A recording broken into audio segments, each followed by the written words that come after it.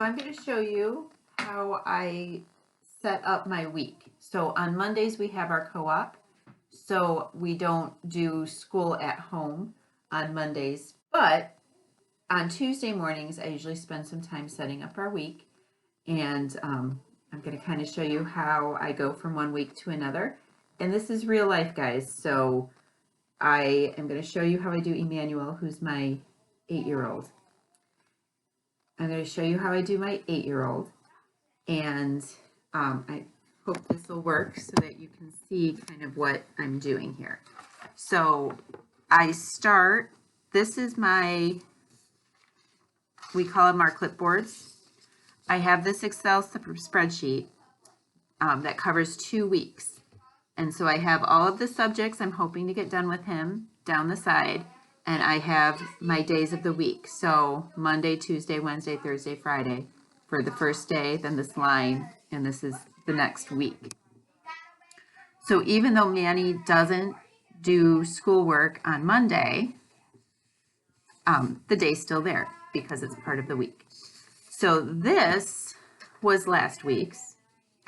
And as you can see, we had Thanksgiving break in here, so we didn't plan to do any schoolwork on Thanksgiving break.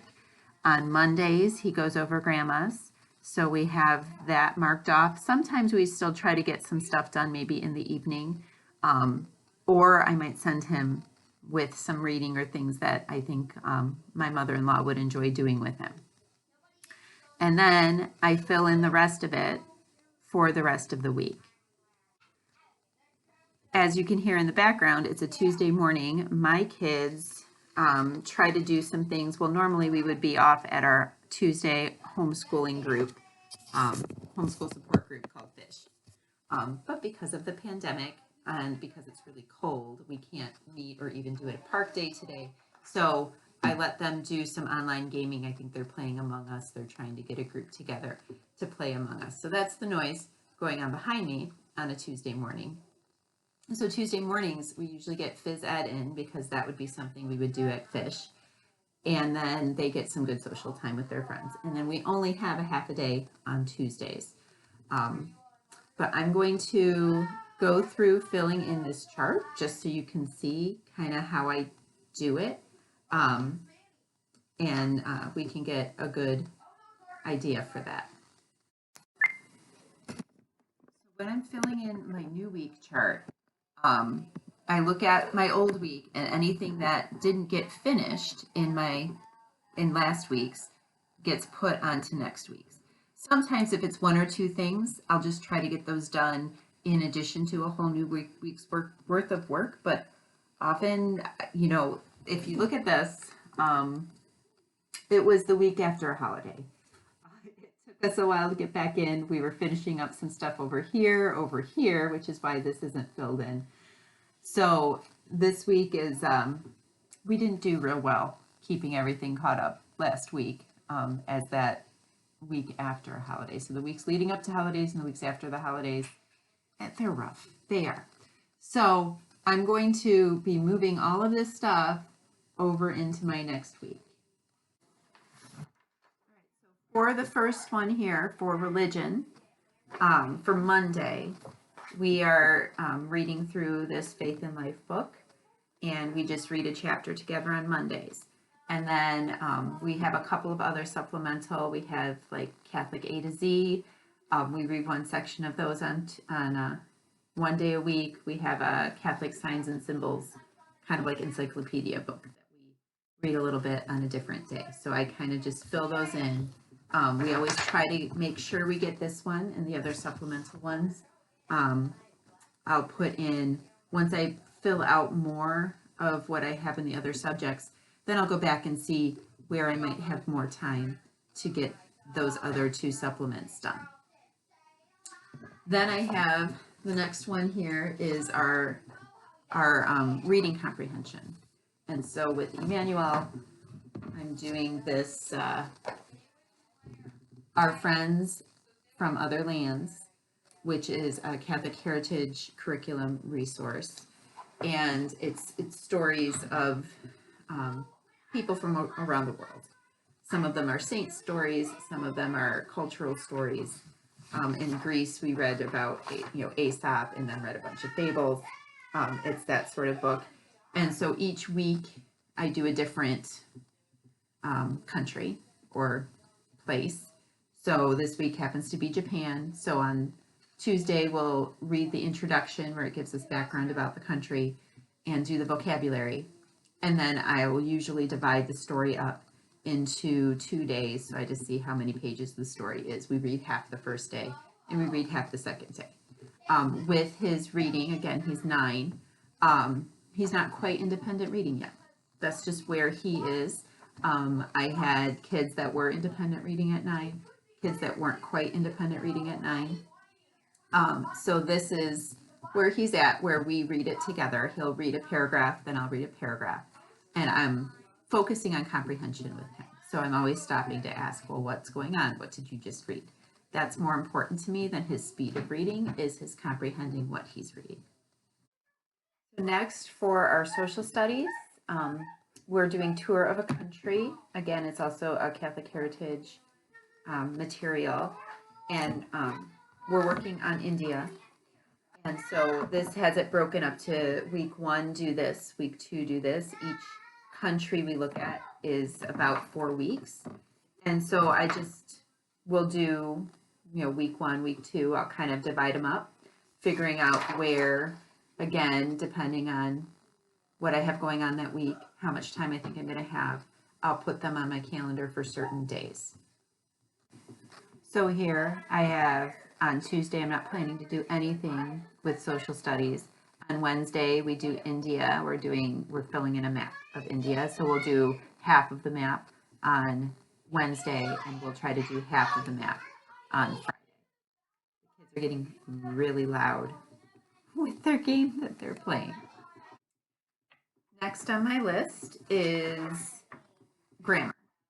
And grammar and writing. So writing comes first. We use IEW materials for both grammar and writing. It's Institute for Excellence in Writing. I try to do 1 lesson a week. So I'll break it up into the week for 1 lesson a week.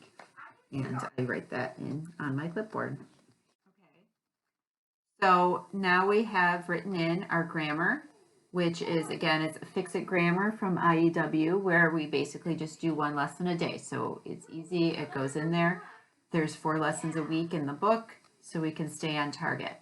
For our math, we do what's called CTC Math, which is an online math program.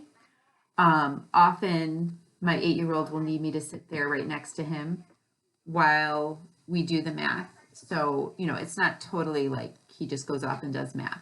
But it's a lot easier than me teaching the lesson, because there's a video lesson. It's mostly me just helping him if he's not understanding.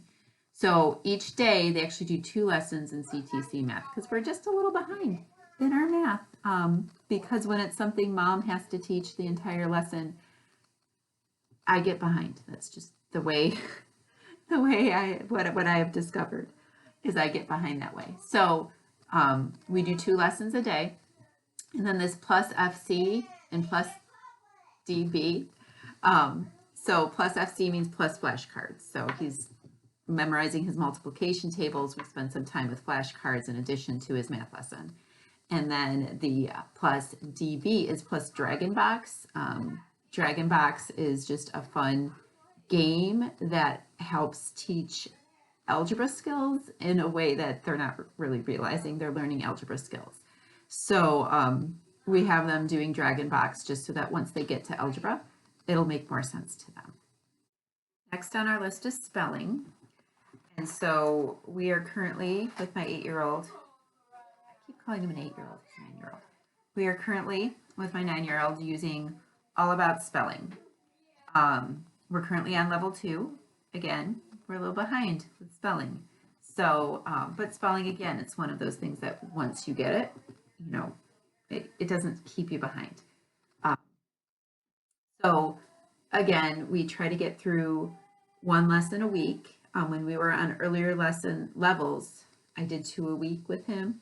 But level 2, it seems a good pace to do 1 lesson a week.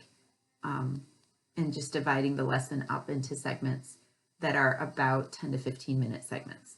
I could get through a lesson probably in half an hour if we just chugged through it, but with something like spelling with this particular child, it's not a happy time. And so we try to pace ourselves so that we're not spending too much time. But that does mean we have to do it every day instead of doing it just a couple times a week. So I just divide it up. It usually takes about 3 days to get through a lesson if I'm doing like 10 to 15 minutes a day. And so I'll kind of look at what I already have on my list and plug that in. Something I hadn't mentioned before is on Tuesdays, we typically have a half day because of our fish support group. And so I will have less scheduled on a Tuesday and on a Wednesday than I will on Thursday and Friday. So Wednesdays are my half days where I run errands in the afternoon. My parents come over and watch the kids in the afternoon, and I'm able to run some errands, go pray, get some alone time, which every homeschooling mom needs. So on Tuesdays and Wednesdays, I put in less work. And then Thursdays and Fridays, I put in more work. Typically, I have a full day has about 8 subjects that I try to cover. And I can usually cover that with this particular child. If I get an hour and a half of work, I can cover those subjects and I'm not going to fall behind. If I can't get in that time, that's when I start falling behind. So, and I don't do that. I usually do that in half-hour increments. So I'll work with him a half hour. I usually get about 2 to 3 subjects done in that half hour. And then I'd go do some other things, work with other kids. I'll come back, work another half hour with him. I have a whole schedule that I'll maybe make another video about if people are interested. So, so on Thursday and Friday, I try to get about 8 subjects. And so my Wednesday, having 4 to 5 subjects, that's about a full day. So I probably don't want to add more to my Wednesday or else I'm going to, or sorry, my Tuesday. I don't want to add more to my Tuesday because then I'm going to just feel behind for the whole week. I want to set up for success. I want to make sure I'm getting things done, but I don't want to make myself feel like a failure.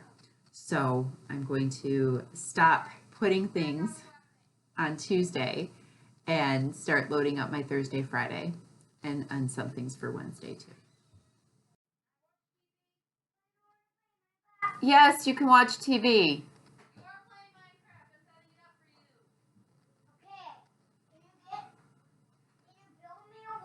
This is me trying to referee my kids. It's 5 kids on 4 screens. They all want to play different stuff. They all want to try to coordinate with their friends playing different stuff.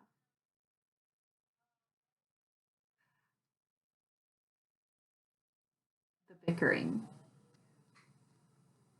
is what gets me. All right, so now everything is filled in. I now have spelling these 3 days. I have handwriting these 3 days. Unfortunately, handwriting for this particular child is not a task I can just say, go do your handwriting. I have to sit there and watch him do his handwriting. Or else it's, now I'm going to erase all of your handwriting and watch you do your handwriting. Science. So we are currently using this Exploring Creation with chemistry and physical science. I do not like teaching my kids science at home.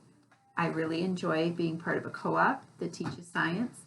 However, because of COVID, the younger kids are not meeting at the co-op. So my older kids have their science at the co-op, but for my 9-year-old,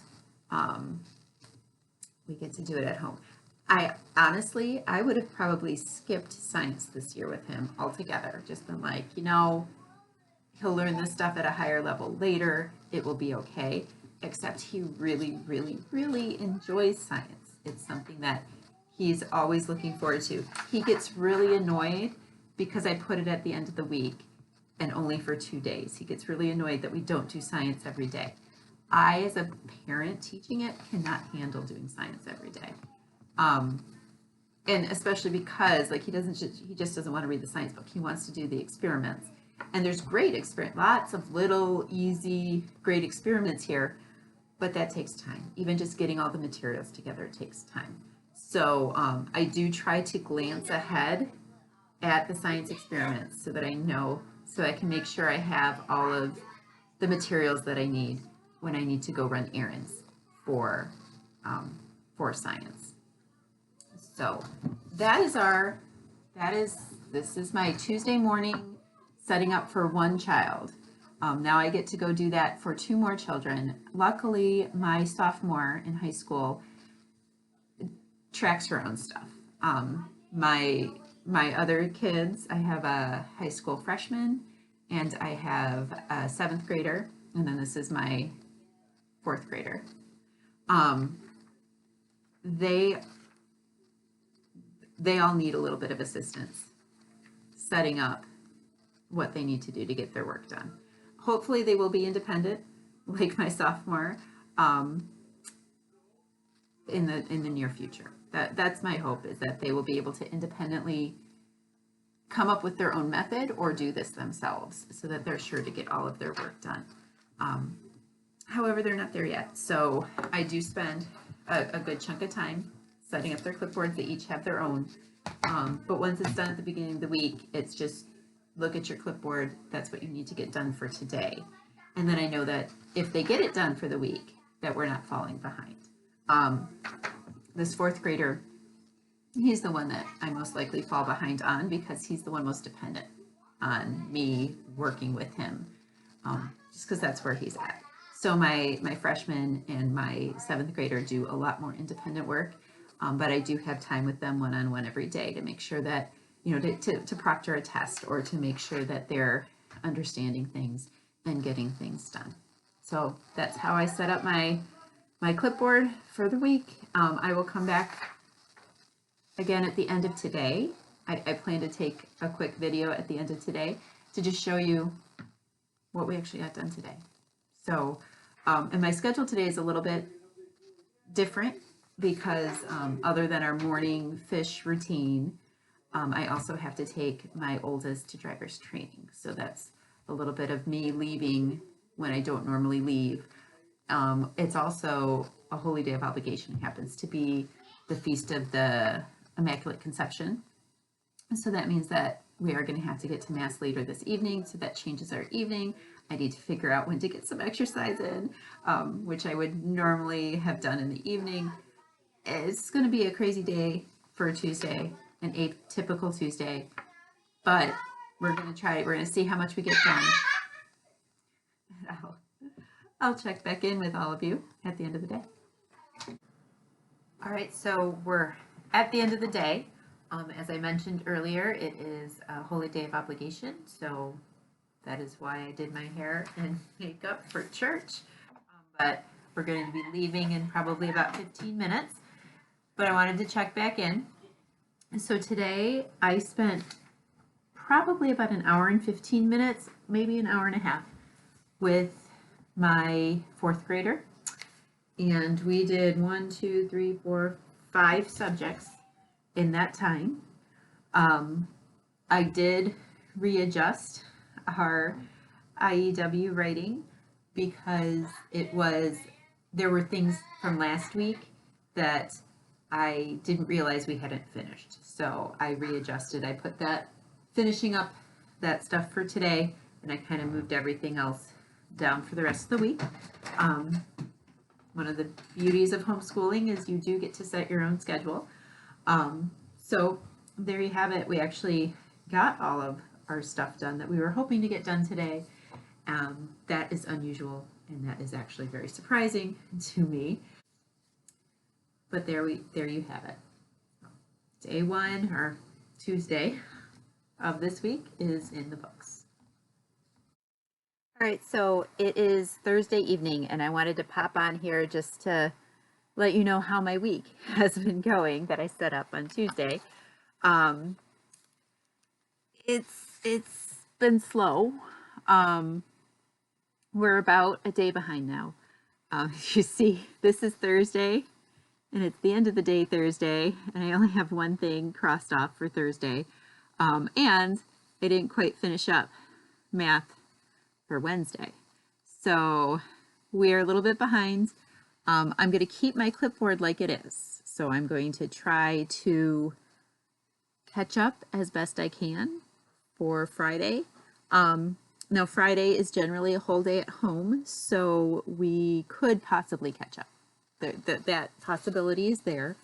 I only put in about 40 minutes with Manny today, just because that was what happened with my day. So we did get a lot done, but we were already behind starting out today, because yesterday, I always put too much on Wednesday. I only have the morning because of the way my day is set up. I only have the mornings on Wednesday for school, and I had 7 subjects to try to get done when I would only have maybe an hour with him. So I kind of do that to myself every week, and whatever, we'll see. Sometimes he's on the ball and we'll crank it out and we'll get a whole bunch done on Friday. Usually that only happens when I threaten him that if he doesn't get caught up for the week, we won't have any screens that evening. So we'll see what happens. All right, so now it's 5 o'clock on Friday, which is the end of my school week. I don't care what we still have to get finished. At 5 o'clock, I need a break. So this is what we got done with Emmanuel. We did a little bit of catch up. We got into Friday. We didn't end the week a whole day behind, but we are still behind. I will probably try to get 1 or 2 more things done over the weekend. Maybe. It is the December. We have other things we want to do with our weekend. We have 1 more week of school before we take our holiday break. We'll see. We'll just see how the weekend goes and if I want to try to do some school with him. I did start filling in some of next week just because as I was finishing up some of this week, I could tell what I'd want to do next week. So that just saves me some time on my Tuesday to actually put those things in. So there's my week. There's how I set it up and the outcome of this particular week. I'm sure there's a zillion ways you could do this, but this works for me, and I've been doing it for several years this way, and I like it. It works just fine. And I just wanted to mention that how I do this is what works for me. If you look at what I did and think that is crazy insane, I would never do it that way, then don't do it that way. Do whatever way works for you. Figure out your own system. Just know that I hope that giving an insight into the way I set up my week and into my crazy house will help you guys not feel so alone homeschooling. That is one of the pitfalls of homeschooling, is you're doing it in your own home, mostly by yourself. So know you're not alone, and take what you can and that works for you, and leave the rest. And I'm trying to be real in these videos, so there's my husband behind me sawing through some drywall. There's always something going on in our house.